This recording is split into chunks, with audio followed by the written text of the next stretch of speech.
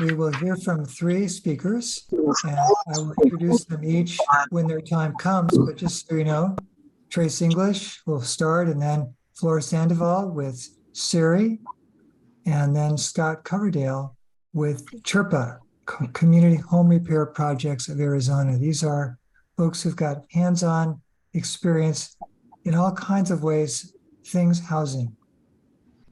Housing is a topic crucial to the project of sustainability. We are, for example, keenly aware these days of the dilemma if you don't even have a roof over your head.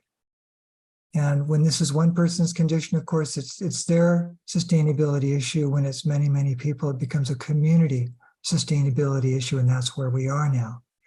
There's issues of affordable housing, which dovetail very closely with the issue of homelessness. And then there's issues of the condition of the home.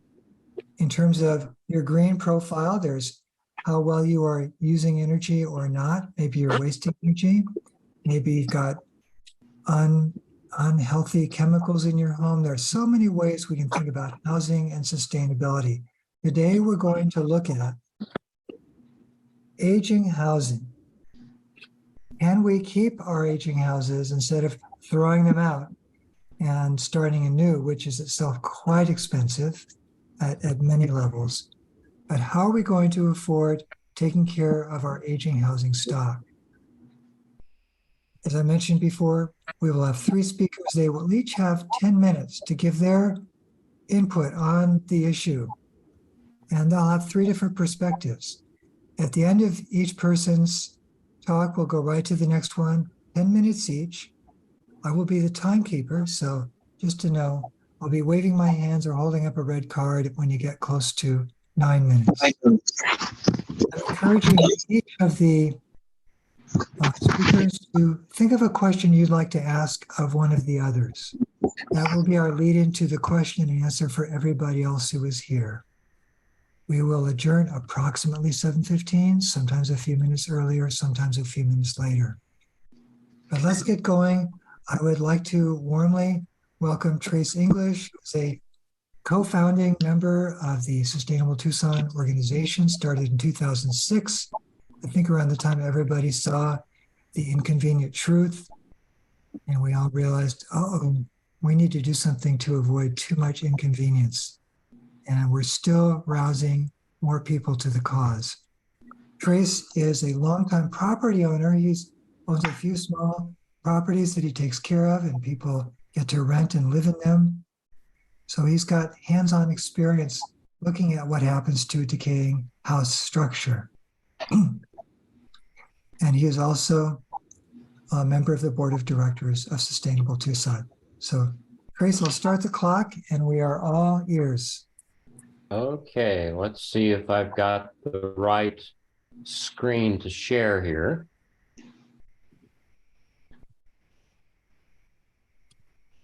Well, is it going to share it or not? We do see your screen. We see a slide that says, "We will figure it out." Right. Okay. You see what again? The first slide says, oh, that's the last slide. So you want to go to your slideshow. I don't see any slides at all.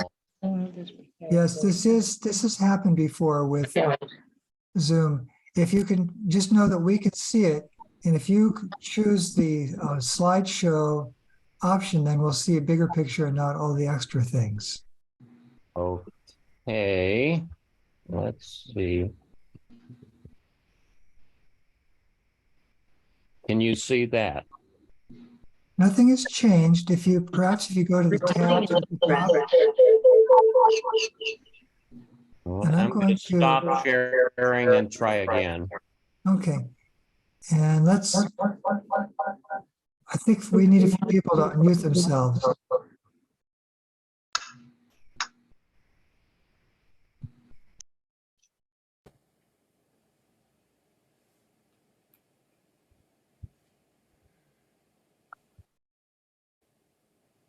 Can you see that? We do. Okay. Hey, maybe this will work now. I'm going to start the program tonight with a brief review of what historically we've found about the conditions of our old homes. This is from a study I did for Pima County in 2004 called Empowering Local Communities. The basis of the study I did is basically this map and all the data that went behind it. What you see is a map of single-family home lots in metropolitan Tucson, color-coded by the decade the house was built. Gray was built before 1950. The brown, yellow, and green were built in the 50s, 60s, and 70s. And the red was, I didn't include because in the early 1980s, the federal government adopted energy efficiency standards for houses. And so for the first time, we started actually insulating things. None of the houses built before then were typically insulated. So they have, in my case, they had 3.5 inches of rock wool that over 70 years crushed down to about 1/4 of an inch. So most places don't have insulation. Also, just as an aside, the first building codes in Tucson were adopted in 1951, so none of the gray was built with building codes, and the county didn't adopt building codes till the late 70s, so none of the brown, yellow, or green houses were built with building codes either. So what do we know about the condition of our old houses? Well, actually, when I did the study in 2004, I hunted around to try to find actual data, and I couldn't find any, literally none. But I did find a report in 2001 titled Barriers to Rehabilitation of Affordable Housing. And they didn't have data, but they did discuss the barriers and estimated the cost of repairing things over a 5-year period, most of $1 trillion. I didn't find anything, so I did the research. In a couple of years ago, I tried to go back and see what's out there. I contacted 8 different housing researchers or agencies around the country and 2 in England. And I asked the question, what data do you have about the conditions of our old houses? And do you know anybody who does?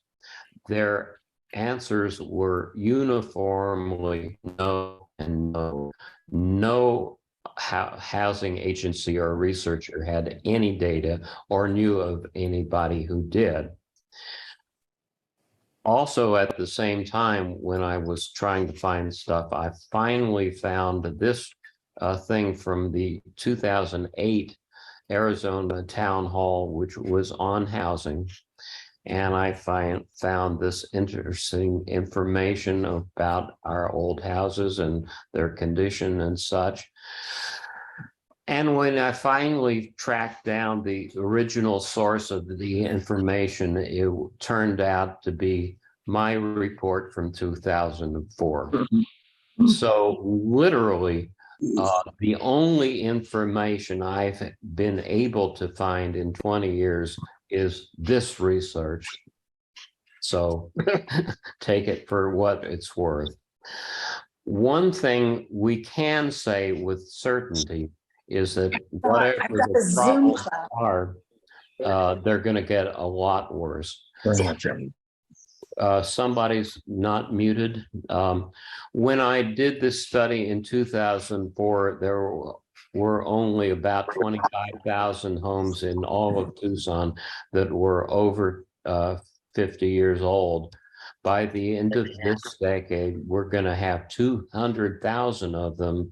And in 20 years, that's nearly going to double. So where are all these old houses? Answer is they're everywhere. 60% of all of the houses inside of the city were built before 1980, and a third of all houses in the county. So what did I find? Well, the graph on the left is a graph of the occurrence of the three problems I was looking at, plumbing, roof, and furnace. And divided up by the decade of construction. This graph doesn't make much sense until you realize that roofs typically last about 20 years and furnaces typically last about 35. So if you look at the numbers for 1970s, you'll find that you're looking at the trying to mute somebody.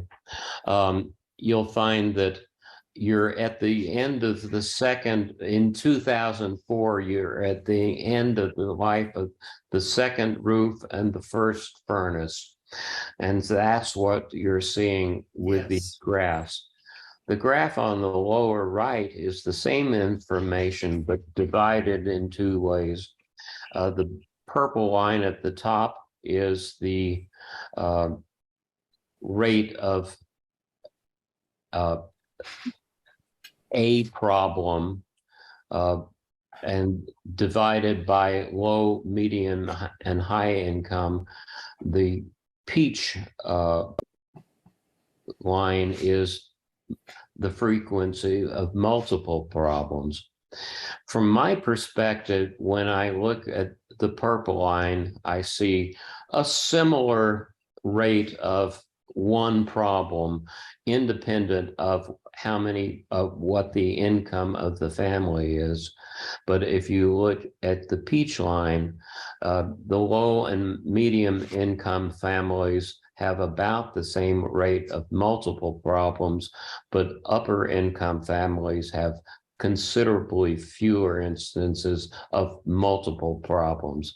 What I concluded from this research was houses have problems because of the age of the house, but the problems get fixed because of the income of the households.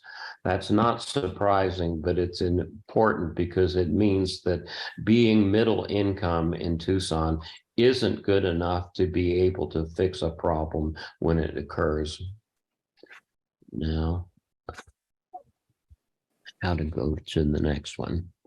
Trace, we have just a couple of minutes left. Okay. And if you could remind everybody, or I'll remind everybody, please mute your mic if you could. And okay, go ahead. So the question is, do we have 200,000 individual problems, or do we have one problem repeated 200,000 times? And I suggest that if we were to lose a major fraction of the gray, brown, yellow, and green houses in Tucson, Tucson would cease to exist. So what's standing in our way of fixing things? It's basically a question of what isn't standing in our way. In addition to not even knowing the problem exists, all of the building codes are optimized for new construction and are very difficult to maneuver for custom individual repairs. We lack the experienced workforce to be able to evaluate these old homes, but we also lack the people to do the work. And a critical piece is that we lack any ability to training anybody to fix old houses, because you can't train home repair on a mock-up of new construction. Learn how to fix an old house. In addition, all of the houses in a subdivision have the same problems at the same time because they were built by the same people with the same design. So we need new business models. And finally, there's no money. I can get a fixed rate 30-year mortgage to buy a house, but if I want to repair it, I've got to use some much higher and much shorter period financing where the repayment will be 5 or 6 times the time. If we choose to fix these homes, it's going to be really expensive. To fix 200,000 homes when I'm encountering problems with the sewer lines, the water lines, no insulation, et cetera, it's may cost $70,000 to completely redo a home, but the cost of replacing it is 4 or 5 times that much. So if we fix our old houses, we can not only have a much more affordable housing stock, but we'll also greatly reduce our carbon dioxide production. But if we fail to fix these old houses, we're going to start losing them within the decade, and it may cost 5 or 10 times as much, and will put out a huge amount of carbon dioxide. So the choice is up to us. We either figure it out, or Tucson will become a decaying, crime-ridden slum. It really is our choice. So that's my presentation. Thank you, Trace. That's huge amount of very time. strong medicine. And Trace, when you get a moment, if you could make me the co-host and also check your chat. I did make you a co-host, but Didn't happen. Yeah. So Flor is our next speaker. We are really excited to have you here, Flor. Flor started as a volunteer at SERI, the Sonoran Environmental Research Institute, several years ago, 2009. She's now the program director. She oversees day-to-day operations of SERI programs and projects. She really enjoys working with the community, creating a sustainable and safe place for everyone. Her education includes a BS in business administration and a minor in global business through UA's College of Management. Since she's been with SERI, she's received multiple trainings from various organizations that include groups like HUD, EPA, and OSHA. She also serves on the Landscaping Advisory Committee for the City of Tucson as a water conservation specialist. So, Flor, as with Trace, we will be all ears. And just a reminder for folks who haven't muted, if you could check your mic, that'll just get the best sound quality for everybody. Thank you. And here comes Flor. Thank you. Can everybody hear me okay? Good? Okay, perfect. And everybody is able to see the presentation, right?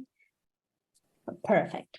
So, well, thank you. Thank you. It's a pleasure being here today. And I was here last month talking about our solar empowerment program, but today I'll talk in a little more detail about the organization and the different programs that we have. So we are a small nonprofit organization. Oops, hold on.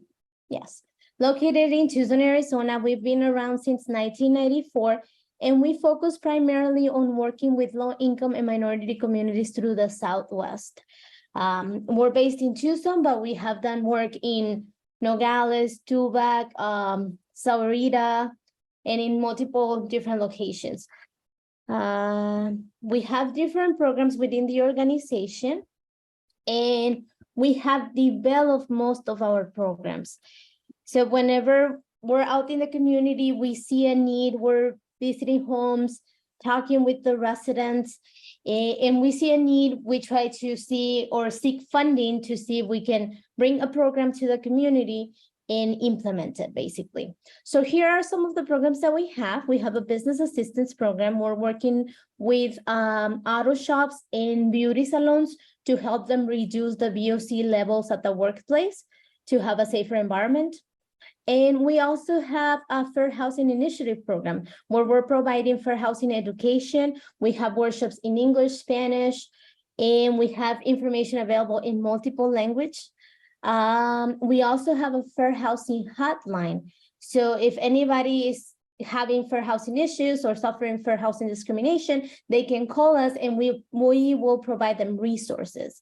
And it might be just a phone number for them to reach out to some other organization, or if it's fair housing discrimination, then we refer them to the Southwest Fair Housing Council so they can receive advice and legal advice, basically. Then we have 3 other programs that I'll be talking in more detail. So we have the Healthy and Safe Home program. This one we have had it around for quite some time. Like I mentioned before, we go to the homes, we talk to the community, so we're able to see what the need is in every home that we visit, basically. So with the Healthy Home program, we have 3 different projects within it. So our first project is the lead-based painting hazard control program through the city of Tucson. So this program applies for homes built before 1978. And there are some additional requirements in order to participate in this program, that if the families qualify and the home was built pre-1978, then we are able to refer them to the city of Tucson. The city comes in with their lab and they do a lead-based paint test in the entire house. And if they find lead, they're able to repair the areas contaminated with lead to ensure that the house is a lead-safe house. And at the same time, if they're able to find lead, they are able to bring healthy home funding to make some more improvements in the home. So we also, in SETI, we have the Healthy Home Technical Study. About 10 years ago, we had Healthy Home funding through HUD. So we were able to visit over 3,000 homes, and we did what we call interventions. So we were able to do major changes in the homes. We have a 29 hazard evaluation that goes from mold, electrical hazards, falls, fire, and we were able, if we found any hazards, we were able to address them. And some homes, it was only installing smoke alarms. Others were major repairs, like redoing the bathroom because it was full of mold. So now we are going back to these homes that we visited about 10 years ago, and we're redoing the 29 hazard evaluation because we want to be able to compare the changes that we did in the past and how the current situation of the house. And we want to be able to see if the family was able to maintain the changes, if they were able to make more changes, or if the house is in a worse condition than what it was when we visited them 10 years ago. And lastly, we have our newer program, which is the home repair program. This program, I have some more information here. So we are providing Tucson residents loans for up to $2,000 with 0% interest to make any of the changes that you see on the screen. That it can be from roof coating to any issues with the septic system, grab bars in the bathrooms. What else? Well, all that you see here in the list, we're able to provide with this new funding. We obviously have some income requirements, and the house has to be homeowner occupied, but it can also be a mobile home, which is great because sometimes we have different programs, we have different funding, but not all the time we're able to assist the mobile homes too. So with this funding, we are able to. And of course, the property taxes have to be up to date. But this is a great program for families to make changes. We also had an energy efficiency retrofit program where we were able to make some of the same changes. The only difference is that we were able to give them a grant for up to $2,000 instead of a loan. Right now, we currently run out of that funding, but we're reapplying to see if we're able to get more funding so we can assist more families. Then we have, with the energy retrofit program, we were able to develop an energy efficiency resource guide. And I'm sorry it's a little crowded, but I wanted you to be able to see all the different parts and pieces that we have for the energy resource guide that we created. And I have the link here. I'll put it in the chat after my presentation so you guys can access it and feel free to share it.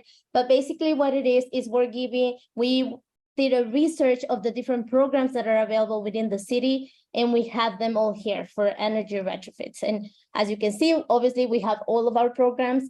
We have Tucson Water's programs, Metro Water, Southwest, TEPs, and some governmental programs as well.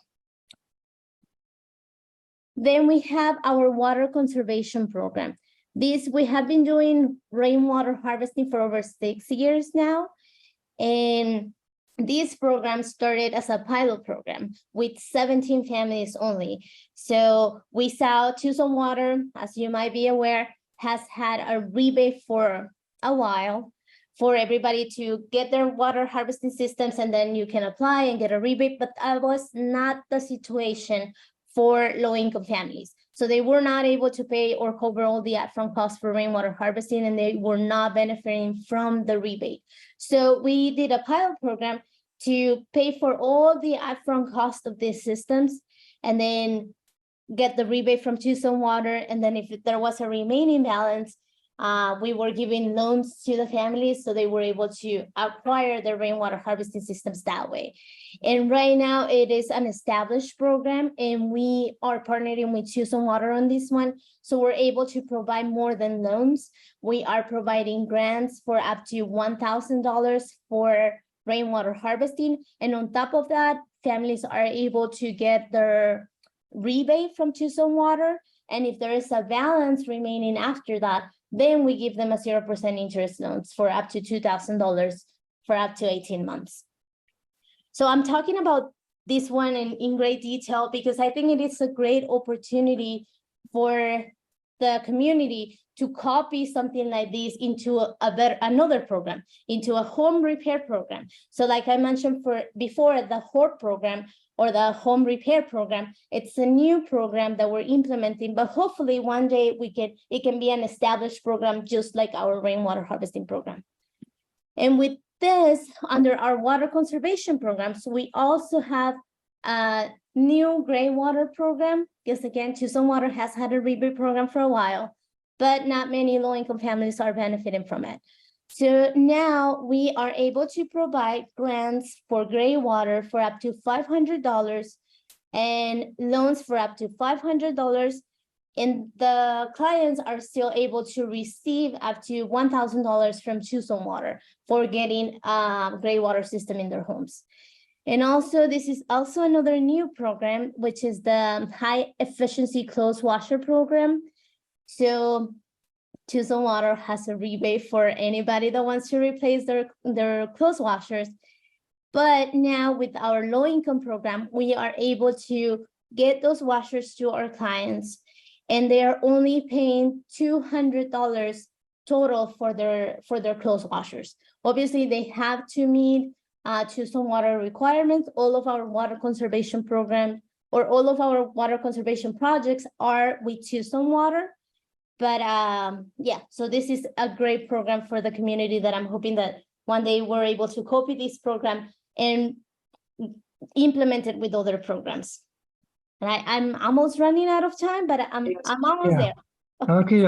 Perfect. And lastly, I just want to briefly mention about the renewable energy program, which is the one that I talked about last month. We've been wanting to do solar for a long time. We did a pilot program for solar mini splits in low-income communities. We were able to install 5 solar minis or solar assisted mini splits. And now we have our solar empowerment program, which is a program together with Technicians for Sustainability, where we're able to provide loan grants for up to 50% of the cost of the system, depending on their income. And then the other 50%, the participants have options. It can be either a loan, or they can pay out of pocket, or they can go with their own financial company. And here are some other additional resources that are available within the city of Tucson. Some of them are already in our home energy resource guide that I'll be putting in the chat in a little bit, but I just wanted to share these ones with you too, in case you want to reach out to this. Again, these are not SETI programs, they're just programs available within the Tucson community. And this one. And that's it. Now, and again, I'll be putting the link in the chat in just a few minutes. Thank you so much, Flora. And just a reminder to the other speakers, I'm hoping each of you will have a question to ask of one of the other speakers or both of them. Flora, I've got one written down for you already. And please, others in the audience, won't you write down your questions so you don't forget? We want to learn what we can tonight from these experts in the issue of housing or the topic of housing. And speaking of that, we're really glad to have Scott Coverdale here this evening. He is the Executive Director of Community Home Repair Projects in Arizona, which we all call CHRPA. It's a nonprofit. It provides emergency home repairs and adaptive and safety modifications for low-income homeowners and folks with disabilities in Tucson and in our county. His personal background is construction, carpentry, and home improvement. I don't call him. He's really busy. We know he would do a good job, but we want to keep him working on CHRPA. He started working as a volunteer for CHRPA in 2004. Full-time staff by 2006, leading the organization since 2014. He serves on several boards and committees, including Pima County Housing Commission, the Tucson Pima Collaboration to End Homelessness, the Tucson Homeless Connect Planning Committee, and more. So thank you, Scott. And again, I'll put on the timer and I'll wave to you when it's around 9 minutes up. Okay. Thank you, Stuart. So I'll introduce CHRPA just for a minute. We are a nonprofit agency that does emergency home repair for low-income homeowners in Tucson and Pima County. We have several programs, but you know, we mush them all together in the end, and we do a lot of plumbing repairs. We do electrical, heating and cooling. We do some roof repairs. We do adaptive safety projects like building wheelchair ramps or installing grab bars, widening doorways, converting bathtubs to showers. General, you know, window and door repairs and replacements. We also have a program with Tucson Water in which we replace older toilets. It's the high efficiency toilet program. We've collaborated with SERI on promoting that program, and that's been a good relationship there. We have a limited capacity, shockingly enough, but we get into a lot of homes. We get into 12 to 1,500 homes a year, replacing the cooler or the roof or the faucet or the water line. So we see a lot of need.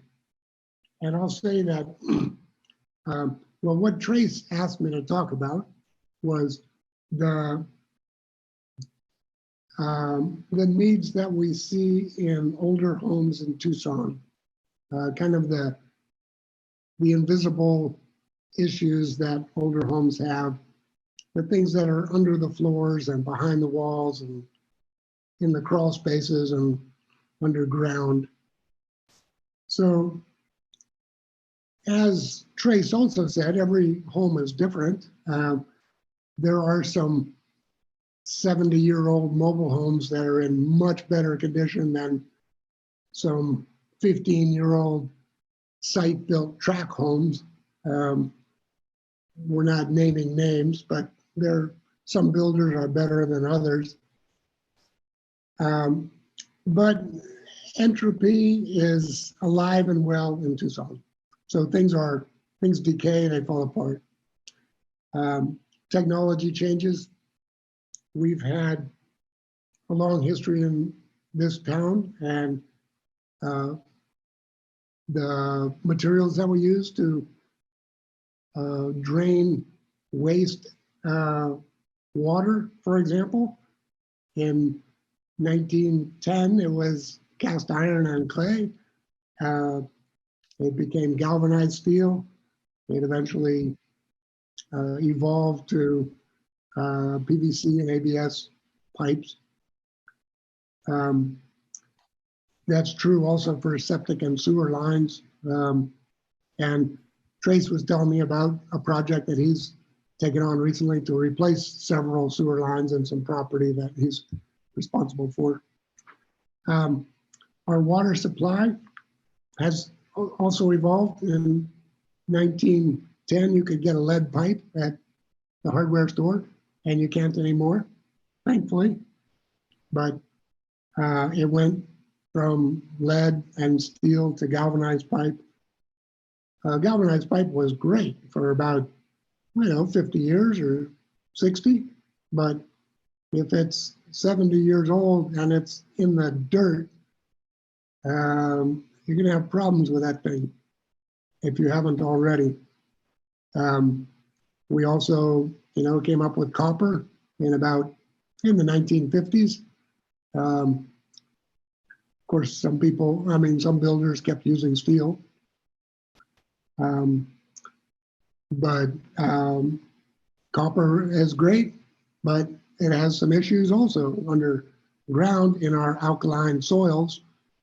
Then we got clever and switched to plastic pipes like polybutylene. Well, maybe not so clever. We installed a lot of PVC and CPVC pipes in this town, and some of those are holding up okay, and some of them are problematic. You probably all know the story of polybutylene, and we know it because we deal with it all the time. It's not quite as good as they had hoped it would be. Now, most of the pipe that we install is cross-polymer PEX pipe, which so far is performing very well. In the electrical side of things, in 1910 to about 1930, we used knob and tube wiring in these old houses, and that's kind of fun to work with, but it's not that fun to maintain. So in 1930, that became cloth-bound, ungrounded Romex or armored cable. 1960, it became cloth-bound, grounded Romex, and then 1970s, when we fell in love with plastic, it became plastic sheathing Romex, which we still use today. Some service panel and sub panels, bless their hearts, they put in those 60 amp service panels, and we have electrified our homes, and we find a lot of homes that have a 60 amp service that won't run an air conditioner or an electric dryer or an electric stove. And so, houses are constantly running up against those limitations. Also, if you have a 60-year-old electric service panel, the chances of it having suffered some heat or water damage are pretty high. So those can create their own situations for people. Sometimes catastrophic when a house burns down, and other times just inconvenient when the power turns off. Structural issues that we see a lot of. This is a desert town where termites live, and termites will find the wood in your house eventually. We don't use chloridane anymore, but when we did, that was pretty good stuff. Unless you don't want to get cancer, in which case it wasn't so great. But we see a lot of termite damage in older homes. We also see roof framing that was inadequate. A lot of homes in this town were built by Uncle Billy and Uncle Tom, and on the weekends, and they used whatever lumber they could, find, and they maybe weren't engineered very well. I think I heard the figure that we developed building codes in 51? So there are a lot of informal additions and homes that are built in this town. And you put a heavy roof on it, and then you add another roof to it, and the house is going to have some problems. We see in our very oldest homes, we see a lot of deteriorated adobe, which, we care about. We want to preserve those historic homes, but adobe sometimes loses its integrity and turns back into dirt with a layer of stucco over it. And so we see some problems related to that. Some other... We've got just a minute. Okay. One of the things that we care a lot about is energy efficiency. And our older homes tend to have single pane windows. And as others have alluded to, they're not typically very well insulated. If your house is brick, it's hard to insulate that brick. There are a lot of brick homes in this town, 50s and 60s and 70s, brick and block. We see a lot of damaged ductwork. We run evaporative coolers, which is very moist air into a steel pipe for about 50 years, and that becomes a problem. So all of these issues that we see are magnified in manufactured homes because they're built cheaper, leaner, with even fewer regulations and controls on them. We see aluminum wiring, a lot of polybutylene. We see particle board subfloors, which create a lot of problems for people who are living on those floors. They are easily damaged by water. So in all of these things, we're aware of the issues, and then when we start talking about how to address them on a community level, we run into high dollar numbers. And we're a small agency. We're not alone in this. We're with a lot of people that care, and we are eager to partner and collaborate in addressing some of these issues. So I'm here to learn, see what the vision is, and thank you for your time. Wow. Thank you, Scott, for that laying out of some of the issues that we are facing. And I'm sure Trace and Flora are both nodding their heads about those issues. We're going to move into a question and answer time. The structure will be very simple. I first invite the panelists, if each of you has a question you'd like to pose to your colleagues. And meanwhile, everyone else, please get your questions on the ready.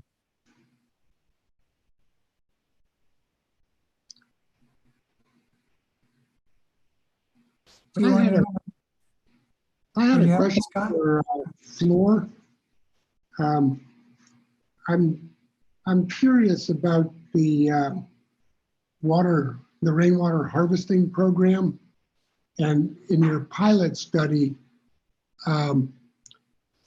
did you find that people who participated in the program used less metered water after they had those rainwater systems in?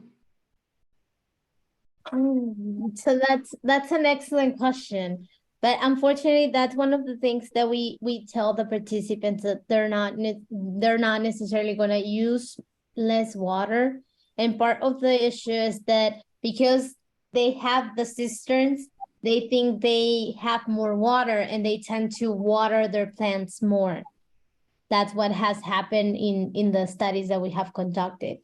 But other than that, we're hoping to be able to analyze the data. We have the permission to use the records from Tucson Water for before and after the installations of these systems, but that's still in the process. But so far, that's the information we have from Tucson Water, that we're not necessarily saving on our water bill or using less water, but that's because that's what we tend to do.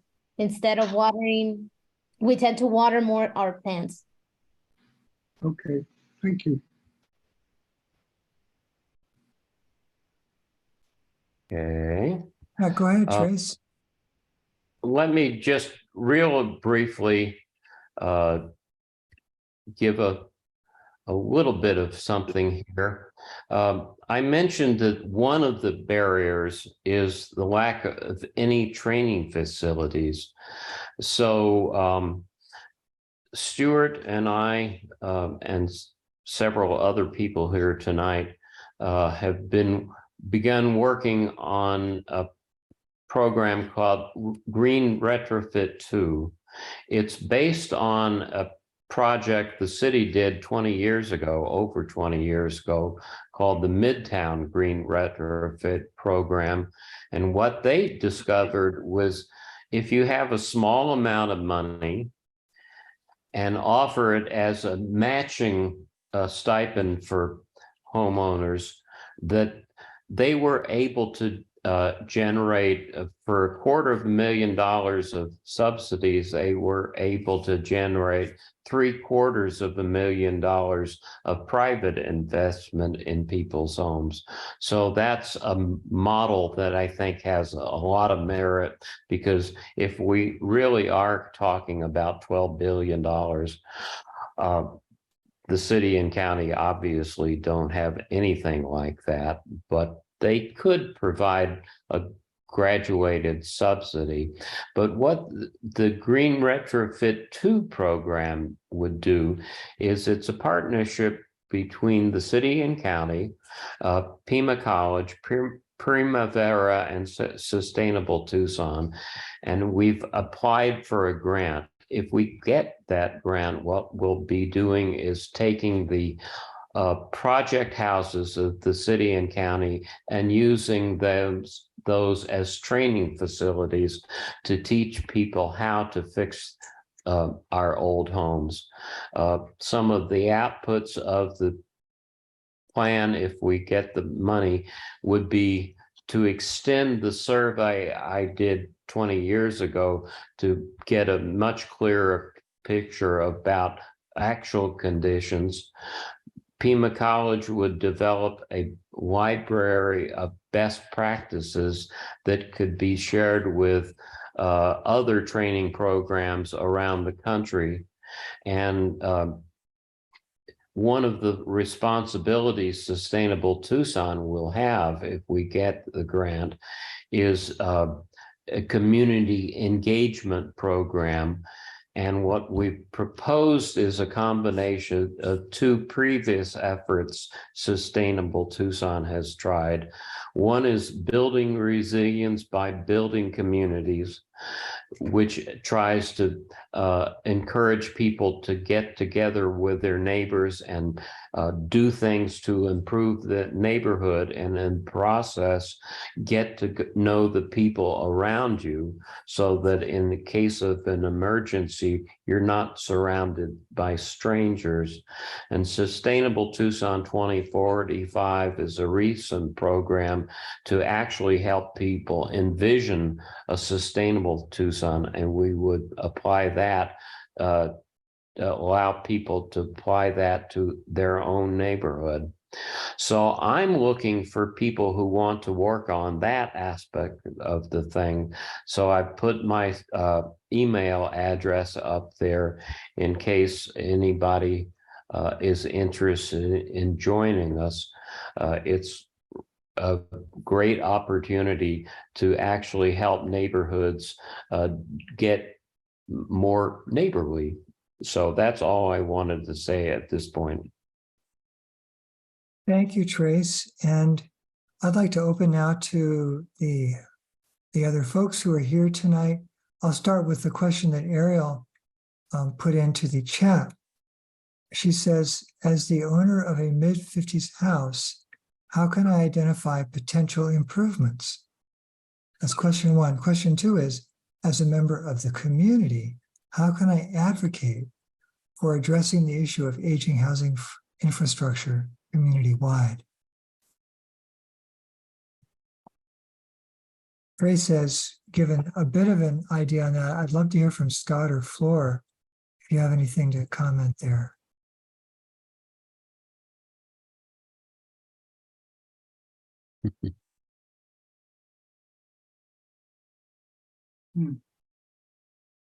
Well, as I can address a little bit of the first question.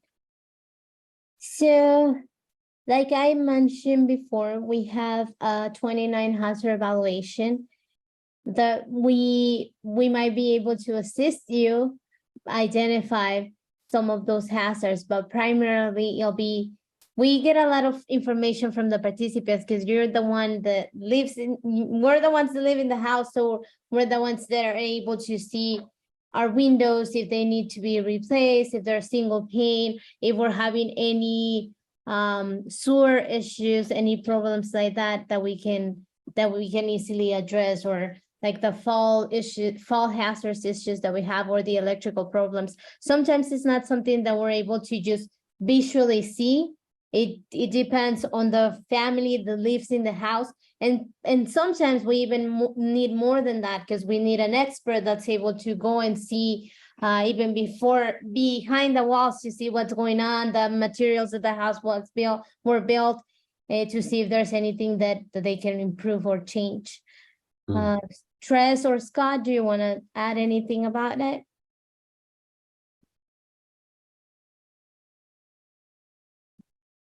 One of the things that I really appreciate about Sari is that they have people that go up and down the street and knock on doors, you know, and I think that one of the important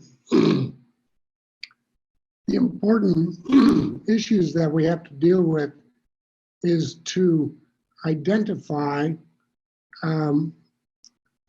people who are underserved and typically are unaware of services and assistance that they can get. I mean, I live in an old house, but you know, I fix it all the time, and all my pipes are good now and all my wires are replaced. But there are so many people who they don't know how to engage with the assistance that is available. And so I think like Sari's model of having promotoras that go up and say, hey, we'd like to talk to you about, you know, what we might be able to offer you for your home is really valuable. And I think that all programs that offer assistance need to make sure that they reach the people who can't get by without that assistance, you know, and not just making assistance available to the people who are clever on the internet and, you know how to fill out applications and sign up for things. Anyway, that's my admiration for Sari, is that they're on the street, you know, and I think that's really important. We have programs, we have assistance that we can offer, but it's, you know, we're a small agency, you know, we have a $1.5 million budget, you know, and spread that pretty thin around Pima County. Scott, perhaps we can find a way to grow your organization. So one good thing. Now, did Trace or Paula wish to comment also in answer to that question? Sure. Not an answer to that question. I have a different question. Go ahead, and then I've got one too. So this is really for Scott and Floor. Through Chirpa or Seri, are you seeing people interested in getting involved doing home repair, i.e. being the repairers, not having repairs done, but being the repairers? Are people interested in learning how to repair old houses? Are there young people coming up who want to get involved with this? Are you seeing any trends? Most of our field staff are young women who want to learn trades, and we train volunteers. A lot of our staff began as volunteers, and if you stick around with us for a couple of years, you're going to know a lot, and so we're going to try to hire you after that. The pandemic was difficult on our local volunteer pool. If you remember, back in March of 2020, things were kind of shut down, and we instituted some really strict COVID protocols in order to be able to keep going into people's homes during what was almost a lockdown. But we've had a harder time lately recruiting volunteers. I'll say that. And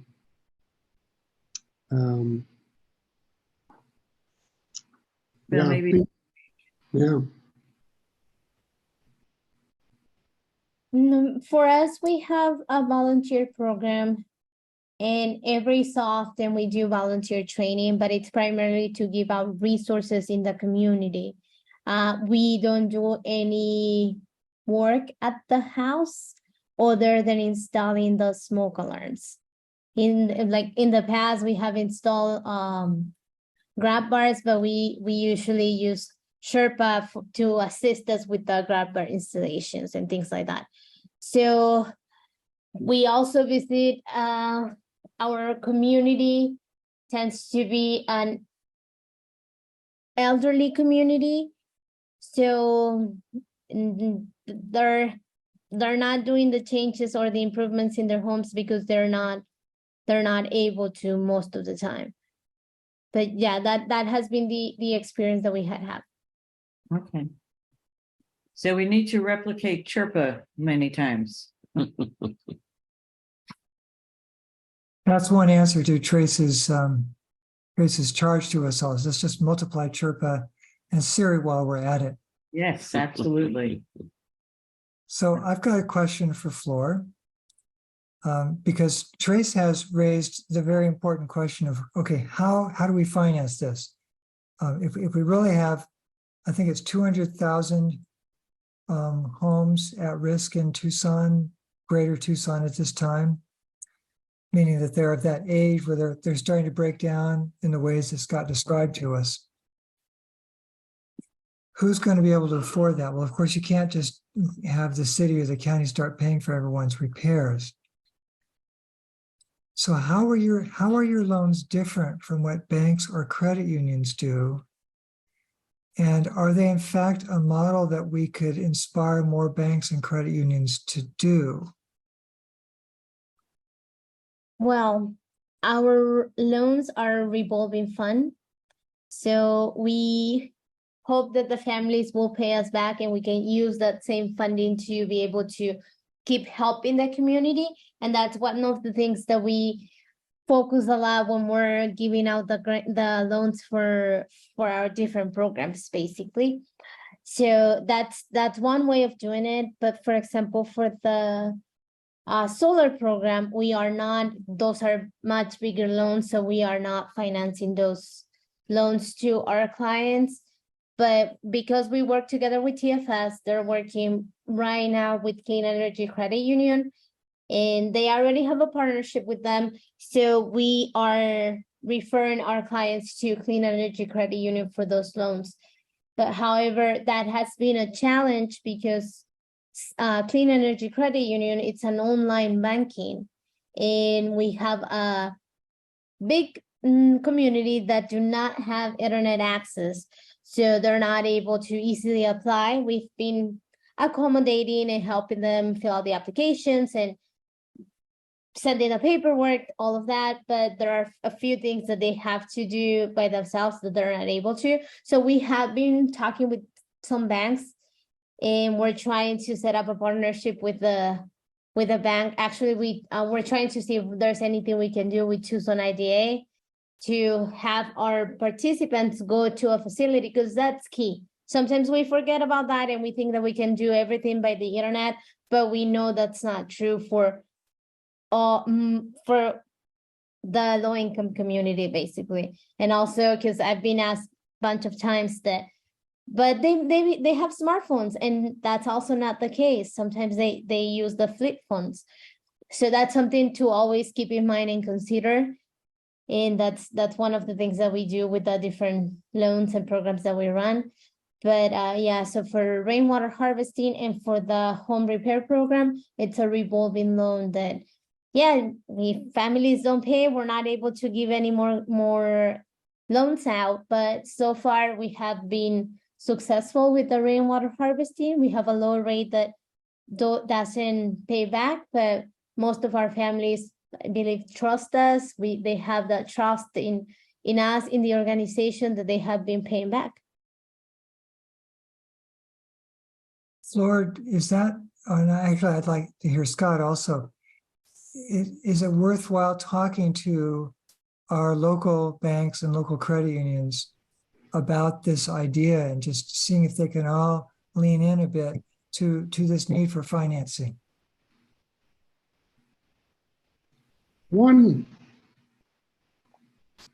issue that I run across, and I think Sari, yeah, I'm sure they have a similar experience, is we have run programs before that we can provide up to $10,000 worth of assistance, and all we do is put a little bitty lien on your house. And as soon as someone hears the word lien, they're like, thank you very much. There's the door. And most of our clients are very low income. They're 30 to 50% area median income. And to their credit, they are unwilling to encumber their homes because they see that as a risk to their home, which is their asset. And so, even if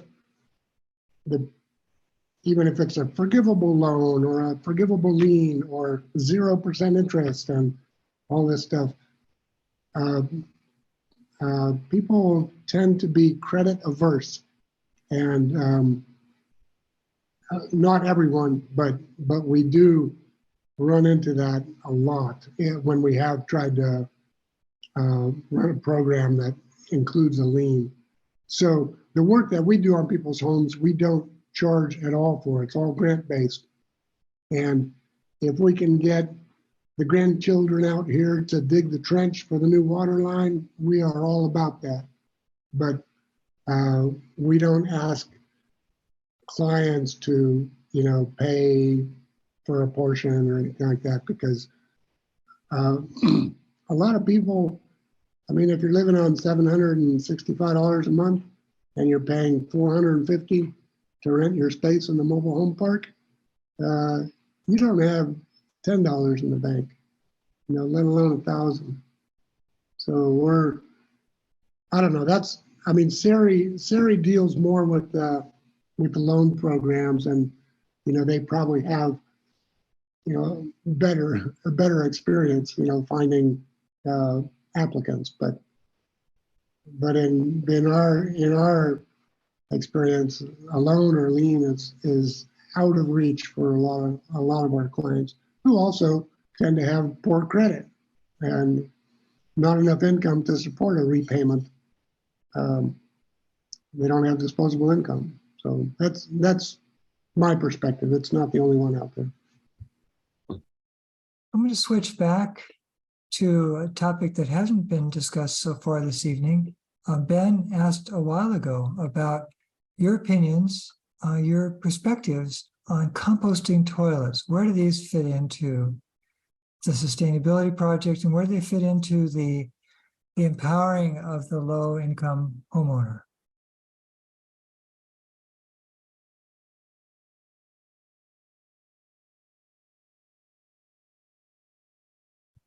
For us, that's something that we haven't talked about it with the community, but doing so many home visits over the years, I'm not sure the low-income community is ready or prepared to make that change.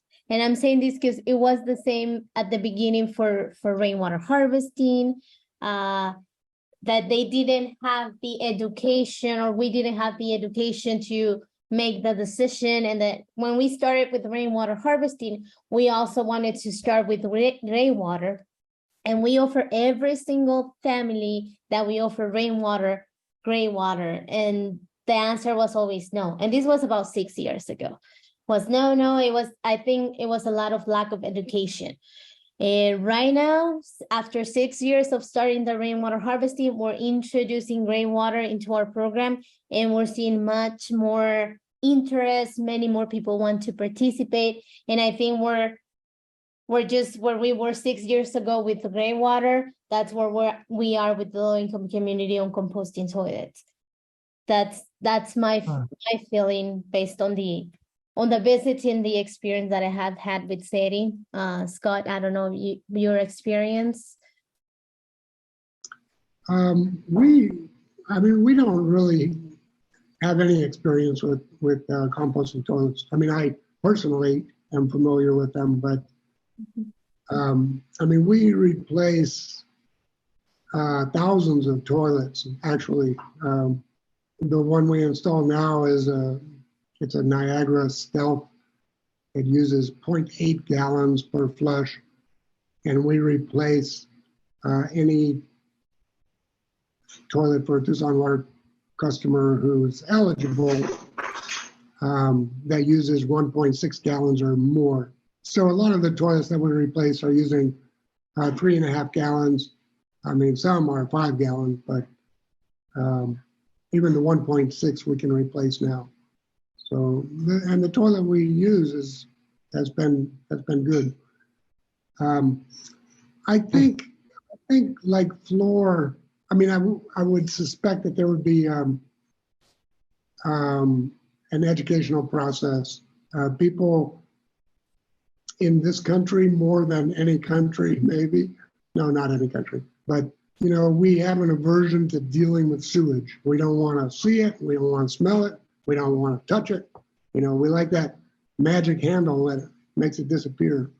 But I can imagine it being a long educational process.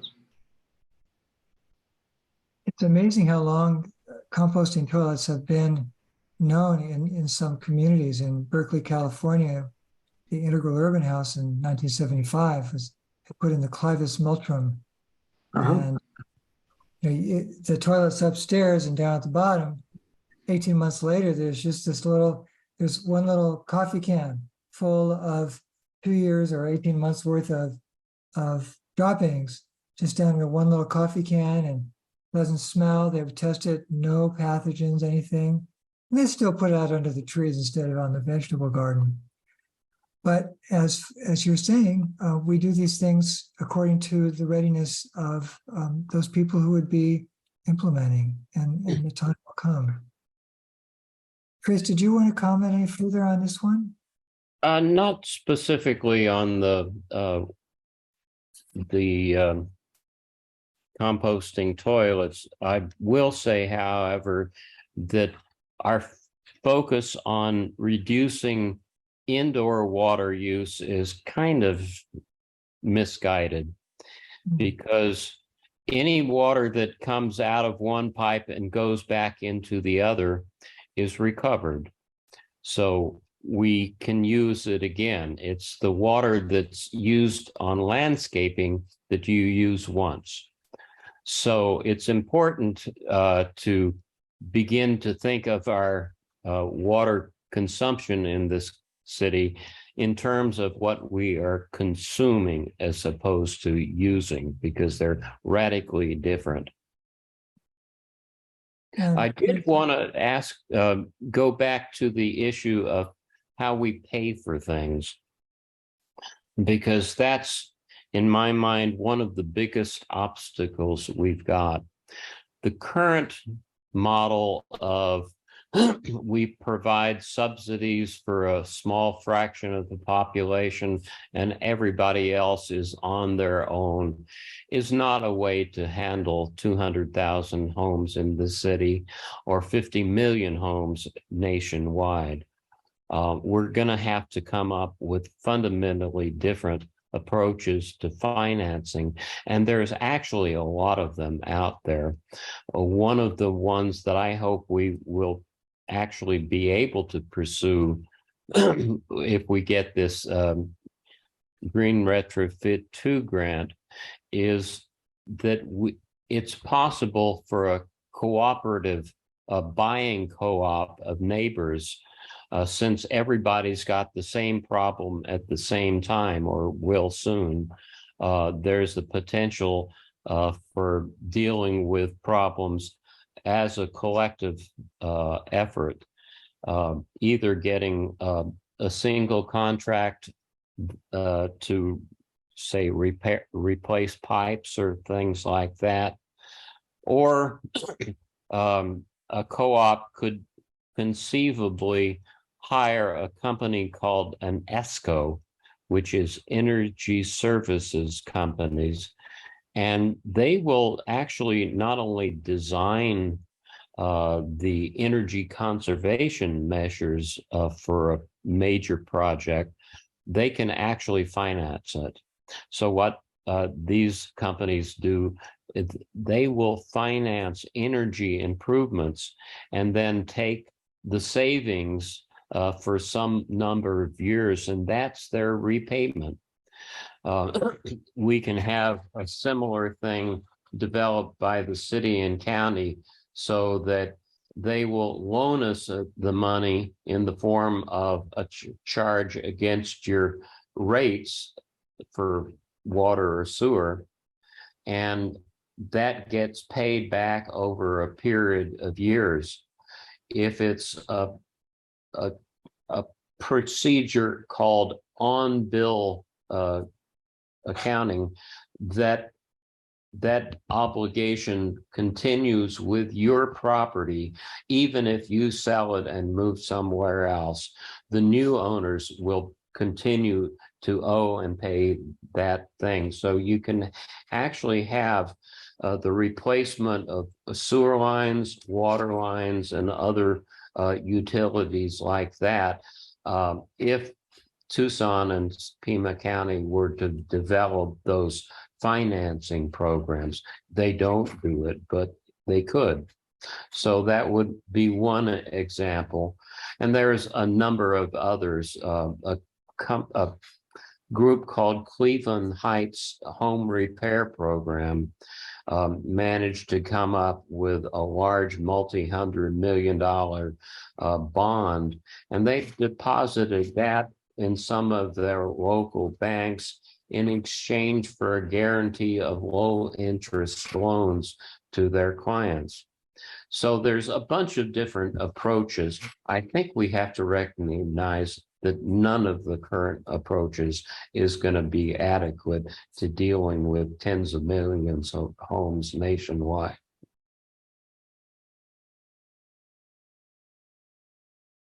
You've given us some ideas that may be new.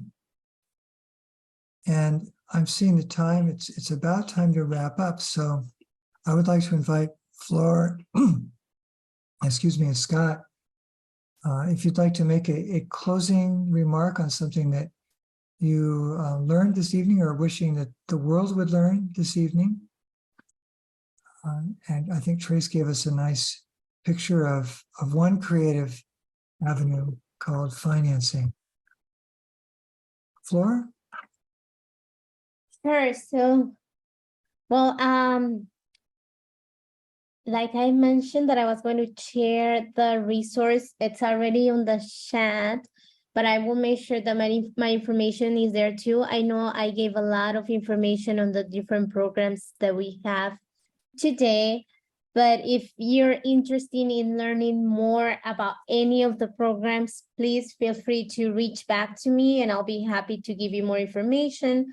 Or if you know, or if you're interested in participating, the same, we have the programs open to anybody. So I'll be more than happy to give out this information because I feel the more that we spread the word, the more people we can help and the bigger difference that we can do. And I know we might not get to all 200,000, but one by one, we're making a small difference. So yes, I'll make sure to put my information on the chat and feel free to reach out. And thank you. It was a pleasure being here tonight. And yeah, hopefully I'll be invited in a later point to talk about some other program. I'd love to have you. Thank you. Yeah. And how about you, Scott? It is daunting when, just think about 200,000 homes or 50 million homes. Where do those kind of resources come from? I don't think it's impossible because I look at the resources that we dedicate to our automobiles. How many millions of miles of roads do we pave in this country? Parking lots, it's got to be 1 million acres of parking lots in this country. So it's a sociological issue. It's more than just a numbers problem.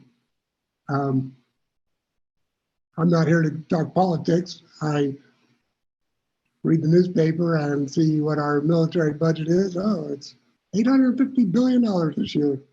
Great. I'm not knocking the military. I'm saying there are a lot of resources in this country, and we make choices collectively as to what our priorities are for them. And so that is to say, it's not impossible, but it takes a collective will, and that's, that remains to be seen, if we're going to be successful as a community and as a country and as a civilization in making the choices that should be made. But yeah, it's up in the air. Thank you, Scott.